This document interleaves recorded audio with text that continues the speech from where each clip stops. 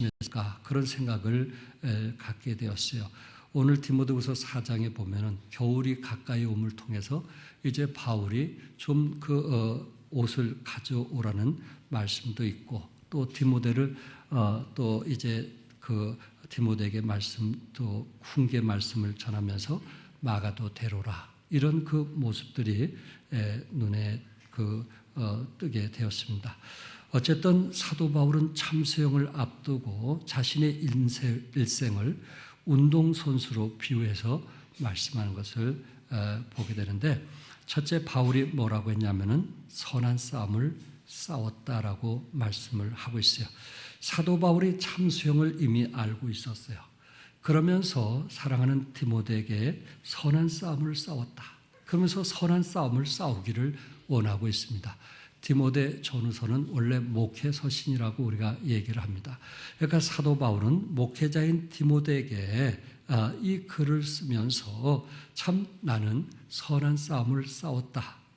그렇게 표현하면서 또한 디모데에게 선한 싸움을 싸우기를 원하고 있습니다. 여기에 선한 싸움을 싸웠다는 그 말 속에 그 당시 로마 시대에는 격투기를 참 즐겨 했다고 합니다. 또한 레슬링이나 또한 복싱 같은 그런 것을 참 즐겨 했다고 해요. 여기서 중요한 것은 지면 죽는 것이고 이기면 사는 것입니다. 그래서 노예들이 여기에서 격투를 하다가 7사람을 죽이면 7번 시합 나와서 7사람을 죽이면 그는 자유를 얻게 되어 있습니다. 그러니까 이거는 죽기 살기로 싸워야 되는 것입니다. 자기가 자유를 얻기 위해서는 상대방이 누구이든 죽여야만 되는 그런 시대가 바로 콜로세움 경기장에서 일어났던 것입니다.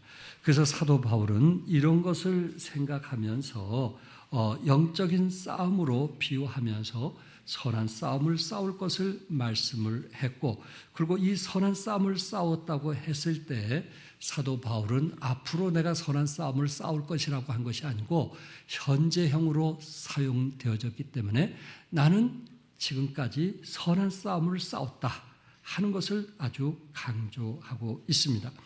바울의 선한 싸움은 무엇일까요?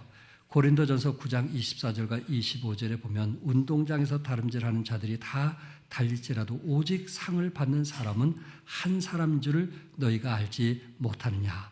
너희도 상을 받도록 이와 같이 다름질하라.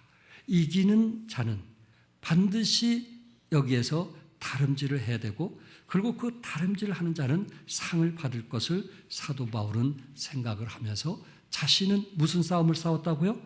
선한 싸움을 싸웠다. 경기장에서 이것은 선한 싸움이라는 것은 목숨을 내놓고 싸우는 거예요. 내가 죽으면 그걸로 끝이에요. 내가 살아야 노예에서 자유함을 얻게 되는 거예요. 사도 바울은 그 비유로 자기는 목숨까지 바쳐가면서 선한 싸움을 싸웠다. 이 경기장에서 살아남기 위해서는 싸워야 되고 살아남기 위해서는 죽여야만 되는 그러한 상황 속에서 선한 싸움을 싸웠다 하는 것이 참 제 마음에 와 닿았습니다. 사도 바울은 빌립보서 3장 13절에 표대를 향하여 그리스도 예수 안에서 하나님이 위에서 부르신 부름의 상을 위하여 달려가노라. 결국은 위에서 부르신 부름에 무엇을 위해서 달려갔다고요? 상을 위해서 달려갔다. 이렇게 말하고 있습니다. 사도 바울은 이 땅의 어떤 상을 위해서 싸운 것이 아니고 이에 부르심의 상을 위해서 달려갔던 바울의 모습을 보면서 그는 선한 싸움을 싸웠다. 이렇게 말하고 있습니다. 여러분, 사도 바울은 위의 부르심을 위해서 산 사람이고 위의 상을 위해서 산 사람이에요. 그래서 그가 선한 싸움을 싸웠다는 그 말씀 속에서 목숨까지 내놓고 그 싸운 것은 오로지 위의 부르심의 그 상을 위해서 싸웠던 것처럼 지금 디모데에게 권면하고 있고 여러분과 나에게 권면하고 있는 것은 결국은 무엇을 위해서 싸우라고 얘기하고 있는 거예요? 무엇을 위해서? 위의 상을 위해서 싸우라고 말하고 있는 거예요. 그런데 우리의 삶을 보면 뭐 다 그런 거는 아니겠지만 가끔 우리 자신을 위해서 싸우는 경우들이 많이 있고, 그리고 자신의 어떤 부귀와 영화를 위해서 싸우는 분들이 우리 주위에 있는 것을 보게 됩니다. 그러나 사도 바울은 자신의 영광을 위해서, 자신의 명예와 부귀를 위해서 싸운 것이 아니고 위의 상을 위해서 싸웠다고 말씀하고 있어요. 여러분, 모세는 바로의 공주의 아들이라 칭함을 거절했다고 그랬어요. 그리고 모든 재물을 버렸다고 했어요. 모세가 왜 그랬을까요?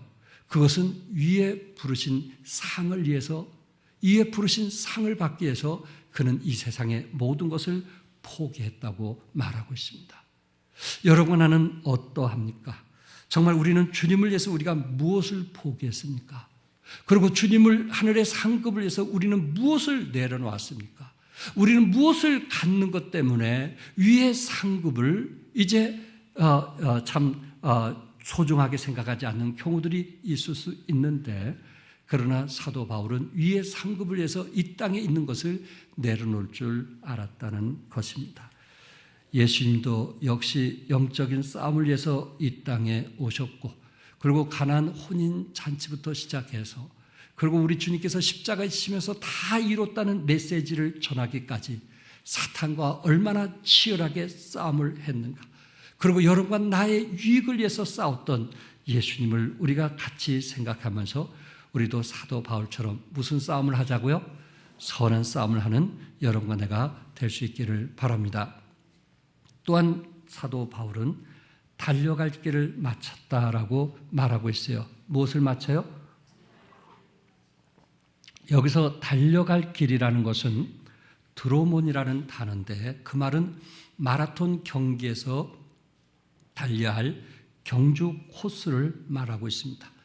마라톤 경주를 마치려면 우리는 경주 코스를 처음부터 끝까지 다 완주를 해야만 됩니다. 그것이 먼 거리이기 때문에 쉽지는 않지만은 이왕 시작한 거 우리는 완주할 때까지 최선을 다해야 되는데, 사도 바울은 달려갈 길을 뭐 했어요? 마쳤다. 이런 고백이 있다면 얼마나 좋겠어요.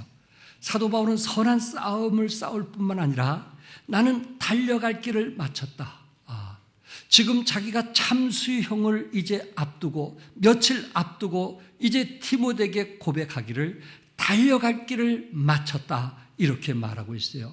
여러분과 내가 살아가면서 내가 정말 달려갈 길을 마쳤다고 말할 수 있을까? 혹시 나는 세상을 너무 사랑했기 때문에 우리는 제대로 코스에서 달리지 못한 우리의 자신을 보고 있지 않는가? 또한 하나님이 원하시는 그 코스에서 나는 좀 벗어나고 있지 않는가라는 것을 한번 생각해 보면서 사도 바울은 다메섹 동산에서 예수님을 만난 후 30년 동안 줄기차게 하나님이 원하는 그 코스를 향해서 달려갔던 것이 바울의 모습이었어요. 그것을 좀 더 구체적으로 볼 수 있는 것은 고린도후서 11장 23절에서 28절인데 다 같이 한번 읽겠어요. 시작.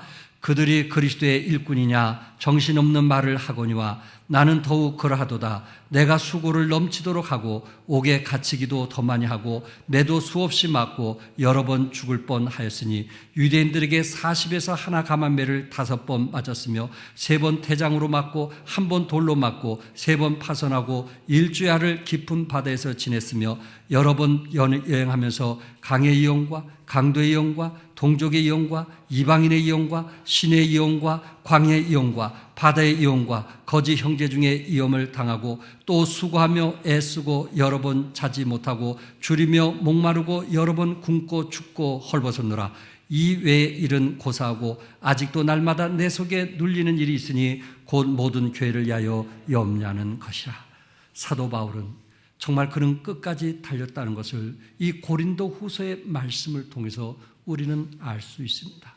사도 바울은 매도 수없이 맞았고, 그리고 3번 퇴장도 당하기도 하고, 또한 배 파선으로서 일주야를 깊은 바다에서 지내기도 했고, 신의 위험, 광야의 위험, 바다의 위험, 이런 모습들을 우리는 보게 됩니다. 저희들이 그리스 베베라고 하는 그 베베라는 일꾼이 나오죠. 그 해변가에 베베의 집을 갔어요. 그런데 그 베베의 집에서 보니까는 그 산이, 그 앞에 커다란 산이 있는 것을 보았습니다. 그러면서 가이드가 얘기를 합니다. 사도 바울이 그리스까지 와서 베베에게 복음을 전하기 위해서 저 산을 오르락내리락 했다는 이야기를 듣게 되었습니다. 갈 길은 저 산을 넘어야 되는데 그 험준한 그 산, 맹수로 인해서 얼마나 무섭겠고 그 당시 얼마나 두려웠겠어요. 그럼에도 불구하고 사도 바울은 오로지 무엇을 전해야겠다는, 빚진 자로서 복음을 전해야겠다는, 한 영혼으로도 잃어버린 영혼들을 구원하기 위해서 달려갈 길을 마치기까지 최선을 다했던 바울의 모습을 생각해 보니까 너무나 부끄럽습니다. 사도 바울은 달려갈 길을 마쳤다고 했어요. 아무리 정말 어렵고 힘든 부분이 있다 할지라도, 바다의 이용과 광야의 이용과 신의 이용과 이방인의 위험이 있다 할지라도 그가 이것이 복음을 증거하는 일이라 하면 마다하지 않고 그 길을 걸어간 것이 사도 바울의 모습이었습니다. 빌립보서 3장 13절에 보면 형제들아 나는 아직 내가 잡은 줄로 여기지 않냐고 오직 한 일 즉 뒤에 있는 것은 잊어버리고 앞에 있는 것을 잡으려고 표대를 향하여 그리스도 예수 안에서 하나님이 위에서 부르신 부름의 상을 위하여 달려가노라. 뭐 한다 그랬어요? 달려가노라. 무엇을 위해서? 부름의 상을 위해서. 하늘의 면류관을 위해서 달려가겠다, 이렇게 말씀을 하고 있습니다. 여러분과 나도 혹시 중간에 멈추고 있지 않습니까? 혹시 코스에서 벗어난 분이 혹시 있지 않습니까? 우리는 사도 바울을 통해서 배울 수 있는 것이 뭐냐면은 그에게 어떠한 고통과 아픔이 있다 할지라도, 희생이 따른다 할지라도, 대가를 치른다 할지라도 달려갈 길을 마친 것처럼 여러분과 내가 지금까지 붙든 그 믿음의 끈을 놓지 않고 달려갈 수 있는 여러분과 내가 될 수 있기를 바랍니다. 유명한 조각가 미켈란젤로, 아까도 우리 시스티나 소성당에서 보았어요. 이분은 4년 동안 12,000점의 벽화를 손수 그렸어요. 천지의 창조, 최후의 심판. 그러면서 우리 예배당의 한 3배나 될까요? 그곳에 천장이 이 2배 반 정도, 그 높은 곳에 전부 다 이 성화 그림을 다 그렸어요. 이 벽까지 완전히. 그게 쉬운 게 아니잖아요. 그러니까 구약부터 신약에까지 모든 것을 그림으로 다 그렸어요. 대단한 거 아닙니까? 그 그림 중에 저에게 마음이 와닿은 게 뭐냐면은, 가이드가 뭐라고 얘기하냐면은, 미켈란젤로가 그림을 그리게 되었을 때 이 지옥에 대한 그림을 그렸거든요. 그리고 천국에 대한 그림을 그렸어요. 그런데 천국에는 흑인이 들어가 있고 지옥에는 백인이 있는 거예요. 그 당시 백인의 우월주의는 대단했거든요. 그런데 미켈란젤로는 벌써 이 영혼의 문제를 알고 오히려 천국에 흑인들이 들어가는 흑인의 얼굴을 그렸고, 그리고 지옥에는 백인도 들어갈 수 있다는 것을 그리게 되었어요. 대단한 믿음 아닙니까? 참 이런 영성 없이는 감히 그런 그림을 창세기부터 요한계시까지 그것을 하나의 이 성화로 그린다는 것은 결코 쉬운 일이 아니에요. 예수님이 침례받은 모습이라든지, 가난 혼인잔치의 모습이라든지, 십자가에 지신 모습이라든지, 이 모든 것을 한번 생각해 보세요. 이 천장과 이 벽에다가 다 그렸다는 것은 이거는 대단한 거 아니겠어요? 이분이 주님을 사랑하지 않고 어떻게 그런 그림을 그릴 수 있을까라는 생각을 해봤습니다. 친구가 2배 반이 되니까 그 그림이 뭐 잘 그린지 못 그린지 자세히 보지 않고는 잘 보이지 않으니까 뭐라고 했냐면, 꼭 그렇게 열심히 그려야겠느냐, 대충 그리면 안 되겠느냐 하고 걱정이 돼서 이야기를 했어요. 그랬더니 미켈란젤로가 뭐라 했냐면은, 밑에 있는 사람은 안 보이지만은 내가 보고 있지 않느냐, 내가 그것을 받아들이기 힘들다. 또 하나는 위에 계신 하나님이 보고 계시지 않느냐, 사람에게 안 보인다고 해서 하나님을 속일 수 있느냐. 그러니까 미켈란젤로는 정말 하나님 보시기에 부끄러움이 없는 그러한 성화가 되기 위해서 최선을 다했다 하는 것을 보게 됩니다. 여러분과 나는 무엇을 위해서 최선을 다하겠어요? 가정을 위해서 물론 최선을 다해야죠. 남편을 위해서 물론 최선을 다해야죠. 섬겨야 되죠. 그러나 여러분, 하늘의 상을 위해서 지금 달려가고 있는가? 라고 지금 묻고 싶은 거예요. 달려갈 길을 마쳤다고 바울처럼 여러분 고백할 수 있습니까? 지금 내가 가는 길이 바울의 삶처럼 내가 주님이 원하는 주님의 부르심에서 그 길을 가고 있다고 믿습니까? 하나님은 늘 나에게 메시지를 전하고 있고, 그리고 나에게 감동을 주고 있고, 하나님이 기뻐하시는 원하는 쪽으로 가기를 원하고 있는데, 나는 혹시 다른 곳으로 자신의 유익과 자신의 영광을 위해서 그 코스를 밟고 있지 않는가라는 것을 한번 생각해 보시기 바랍니다. 살도 바라보는 달려갈 길을 뭐 했어요? 마쳤다라고 말하고 있습니다. 끝으로 사도 바울은 믿음을 지켰다고 그랬어요. 뭘 지켰다고요? 믿음을 지켰다. 여기에 믿음을 지켰다는 말은 군인이 상관에게 충성을 다했다는 것입니다. 충성을 다했다는 것입니다. 전쟁터에서 상관이 명령할 때에 그곳에 죽을 수도 있고 고통을 당할 수도 있지만은 그 명령에 의해서 최선을 다한 모습이 바로 믿음을 지켰다는 말로 표현을 하고 있습니다. 전쟁터의 군인은 상관에게 순종을 해야만 되는 것처럼 여러분과 나는 하나님께서 우리에게 명하신 그 일에 얼만큼 충성을 다했는가? 그럴 때 우리는 비로소 무엇을 지켰다고 말할 수 있어요? 믿음을 지켰다. 이렇게 말할 수가 있습니다. 여러분과 내가 믿음을 지킨다는 것이 결코 쉬운 일이 아닌 거 알잖아요.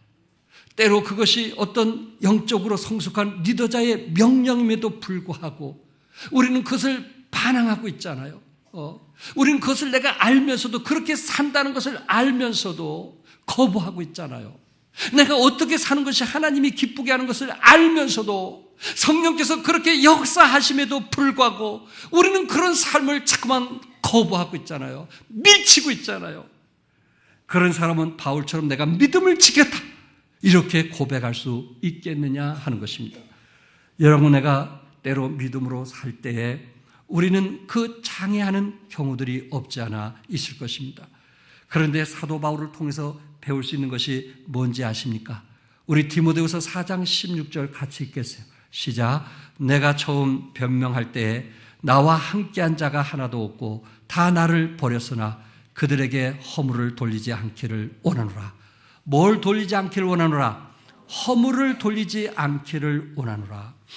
함께하지 않는 사람 때문에 때로 상처를 받을 수 있고 아파할 수 있는데 그들에게 허물을 돌리지 않겠다고 했습니다. 사도 바울은 이미 노년이 되었어요. 그리고 겨울이 되었어요. 무척이나 외로운 사람이었어요. 또한 그런 상황 속에서 제자들이 바울을 떠났어요. 대만은 세상을 사랑해서, 환락의 도시를 사랑해서 데살로니가로 떠나게 되었어요. 함께 해줘야 될 사람이, 또한 알렉산더 같은 사람이라도 함께 해줘야 될 사람이 오히려 사도 바울을 대적하고 해방했어요. 그런데 중요한 것은 허물을 뭐하지 않겠다? 그들에게 돌리지 않겠다. 이런 것으로 인해서 원망하거나 불평하거나 탓하지 않겠다는 이야기입니다. 왜? 바울은 달려갈 길이 있기 때문에. 왜? 사도 바울은 하나님의 부르심이 있기 때문에. 저들의 허물을 논하다 보면 내가 달려갈 길을 마치지 못하고 믿음을 지키지 못할 것은 바울은 너무나 잘 알았기 때문에 오히려 저들에게 허물을 돌린 것이 아니고 주님을 바라보면서 가야 될 길을 갔던 바울의 모습을 우리는 보게 됩니다. 여러분과 나는 어떻습니까? 우리는 허물이 이게 누구 때문인가? 이것이 누구의 잘못인가? 이런 것을 논하다 보면은 우리가 달려갈 길을 멈추는 경우들이 있지 않나요? 한참 훈련받던, 제자 훈련 받던 사람이 도중에 멈추는 이유가 무엇일까요? 이런 허물이 누구냐? 누구 때문에 이런 문제가 일어났냐? 그런 것을 탓하다 보니까 성장이 무너지고 또한 배움이 무너지고 그리고 결심이 무너지는 그런 경우가 있지 않느냐 하는 겁니다. 사도 바울은 오히려 목표를 향해서 또한 달려갈 길을 향해서 그것이 혹시나 도중 하차할까 봐, 멈춰질까 봐 그들에게 허물을 돌리지 아니했다, 이렇게 말씀을 하고 있습니다. 코리 덴붐이라는 사람 이미 여러분 들으셨죠? 수용소 간수하던 사람이 그의 언니를 벌게 그 옷을 벗기고 그리고 비참하게 죽이게 되었고 그리고 자기도 온 몸의 옷을 벗겨서 정말 채찍을 대고 그를 원수처럼 생각했던 사람입니다. 고리 덴붐이 이제 정말 그 수용소에서 자유롭고 살게 되었을 때 유럽 쪽으로 복음을 전하고 교회 가서 정말 간증을 하기 시작했는데 어느 날 간증하고 그리고 이제 성도들하고 악수하기 위해서 그 예배당 입구에 딱 있는데 자기 언니를 죽였던 그리고 자기의 온몸에 채찍을 대었던 그 간수가 웃으면서 나오는 겁니다. 그 순간 하나님, 나는 저 사람을 용서할 수가 없습니다. 하나님, 저 사람만큼은 제가 피하게 해주십시오. 저 사람만큼은 내가 등을 돌리게 해주십시오. 그렇게 기도했다고 합니다. 그럴 때 하나님께서 그에게 이렇게 말씀을 하시더라는 거예요. 난 내게 용서할 마음이 있느냐고 묻는 것이 아니라 용서하라는 나의 명령을 순종하겠느냐, 순종하겠느냐 그것을 묻는 것이다 라고 말하더라고요. 용서하라는 것이 아니고 내가 너에게 명령한 것에 대해서 네가 순종하겠느냐 그것을 묻더라는 거예요. 마음에. 거기서 더 이상 버틸 수가 없어서 하나님, 나는 용서할 수 없지만은 하나님 말씀에 순종해서 저분을 안습니다. 그래서 그가 지나갈 때 그분을 품었다고 해요. 그 순간 그의 감동, 평안, 기쁨, 그것은 말로 다 표현할 수 없었다고 고백을 하고 있습니다. 사랑하는 성도 여러분, 사도 바울은 믿음을 뭐 했어요? 지켰어요. 믿음을 뭐 했어요? 지켰어요. 그것은 충성했다는 의미입니다. 여러분에게 충성하기 위해서 왜 걸림돌이 없겠어요? 여러분에게 주님께 충성하기 위해서 왜 장애가 없겠어요? 그럼에도 불구하고 우리는 말씀에 순종하는, 그럼에도 불구하고 하나님 말씀에 순종하는, 그래서 하나님 앞에 달려갈 길을 마쳤다라고 하는, 믿음을 지켰다라고 하는, 선한 싸움을 싸웠다고 하는 그런 바울과 같은 고백이 있기를 바랍니다. 김영길 한동대 총장에 대한 이야기입니다. 한 자매가 저에게 신트로피 드라마라는 책을 선물로 줬어요. 그래서 울산에 내려갈 때 그것을 쭉 읽으면서 제가 참 감동이 되어서 말씀을 드립니다. 김영길 이 한동대 총장님은 서울대 출신이었어요. 이 공학 출신이었어요. 그런데 부모님은 이제 아버님이 교장이었는데 이 아들을 위해서 참 그 유학 간 한 자매를 중매를 했어요. 그 자매하고 네가 중매해라. 내가 이렇게 해서 아는 사람이니까 그 사람을 만나라 했어요.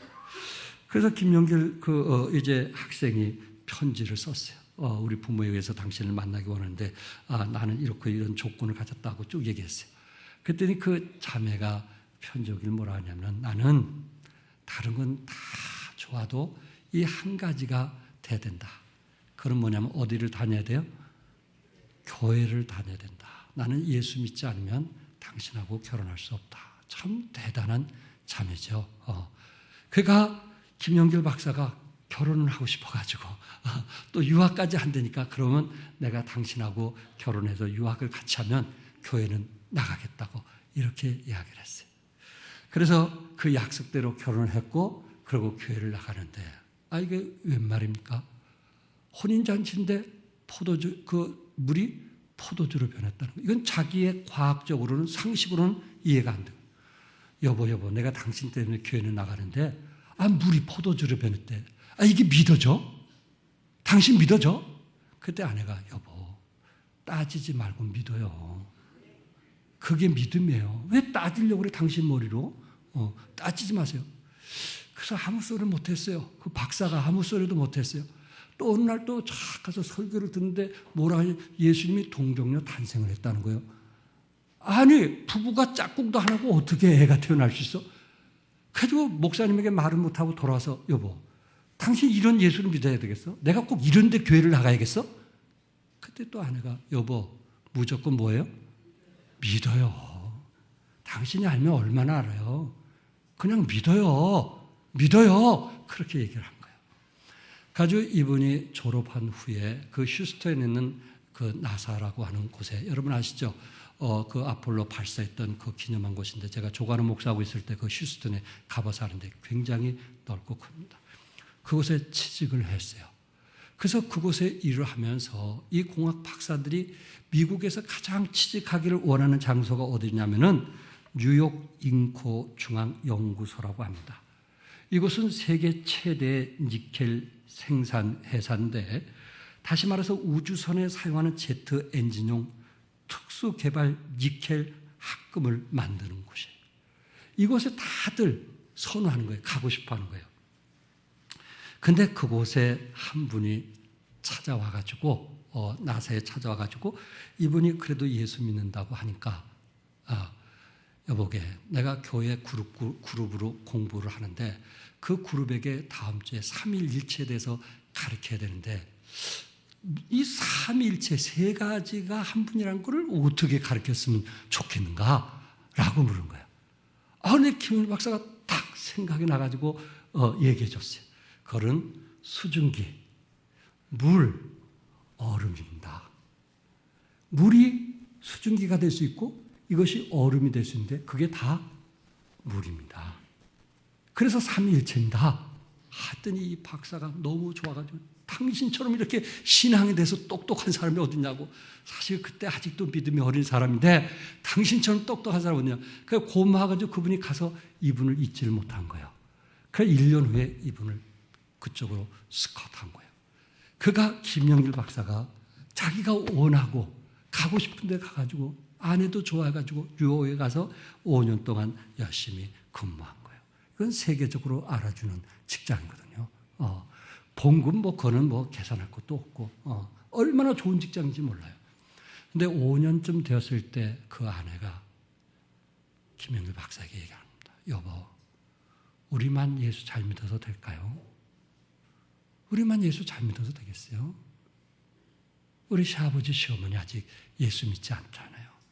친척들도 아직 예수 믿지 않잖아요. 우리가 뉴욕에서 이렇게 부귀와 영화를 누릴 수 있지만 우리가 하늘 앞에 가면 얼마나 부끄러운 사람 되겠어요. 내 부모도 구원하지 못했다는 그런 책망을 듣지 않겠어요? 그래서 아내가 지금 남편에게 얘기하는 거예요. 아내가 굉장히 정말 성숙된 자매였어요. 이걸 포기하고 한국으로 가자는 거예요. 한국에 어디 가서 어떤 직장을 얻을지도 모르는데 무조건 한국에 가자는 거예요. 김영길 박사에게 그 마음이 계속 사라지지가 않는 거예요. 그래, 나만 믿고 천국 가면 무슨 소용이 있나. 내가 세계적으로 유명한 논문도 내가 많이 썼지만 내가 세계적으로 유명한 뭐하나. 내 부모와 친척들을 구령하지 못한다면 내가 얼마나 의미 없는 삶인가. 그것이 계속 마음에 와닿게 되어서 5년 후에 상사에게 얘기를 했어요. 내가 아무래도 사표를 내겠다고. 그때 그 상사, 세상에 당신 미친 거 아니냐고. 이런 직장 이거 누구나 얻을 수 있는, 한국 사람의 특별히 이런 직장 얻기가 얼마나 어려운지 아냐고. 그런데도 그만둬야겠냐고. 내가 우리 부모를 예수 믿게 하기 위해서는 내가 떠나야겠다고. 그래서 그분이 결심하고 떠나서 온 것이 여기 홍릉의 카이스트아니에요.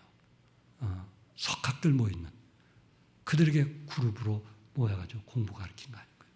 이 상사가 떠나지 못하게 한 이유가 뭐냐면 뉴욕에서 이분이 수요일 날 12시 30분에 점심을 일찍 먹고 거기서 1시간 동안 기도 모임과 성경 공부를 시작한 것이 김영길 박사를 통해서 시작한 거거든요.